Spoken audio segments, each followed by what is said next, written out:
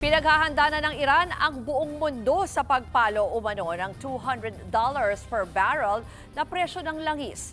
Nagbanta kasi silang tatargetin kahit kaninong barkong daraan sa Strait of Hormuz sa gitna ng giyera kontra Amerika at Israel. Ang buong detalye sa Express Report na ito. Nasunog ang Thai flag bulk vessel na ito matapos atakihin habang dumadaan sa Strait of Hormuz. Bukod dito, 2 pang barko ang nagkaroon naman ng minor damage dahil din sa pag-atake. Una nang nagbanta ang Iran na tatargetin ang kahit anong barkong daraan sa Strait of Hormuz sa gitna ng giyera nito sa US at Israel.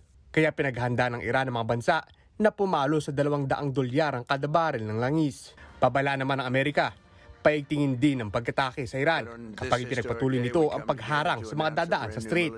Sa report naman ng Reuters, kinumpirma ng isang opisyal ng Iran na nasugatan ng kanilang bagong halal na Supreme Leader na si Mojtaba Khamenei. Hindi sinabi kung kailan ito nangyari, pero hindi pa siya muling nakikita ng publiko matapos maluklok sa pwesto nang mamatay ang kanyang ama dahil sa pag-atake.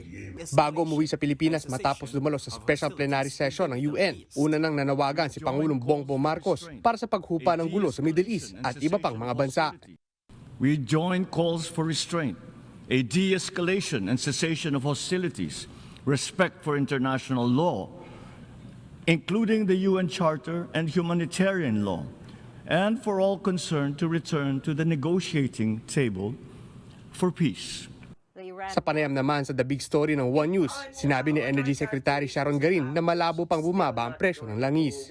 Pero ang good news, may mga bansa naman daw na interesado mag-supply ng langis sa Pilipinas. On our calculations, on average, it's still not going down as we hope, but at least medyo kumalma lang yung market.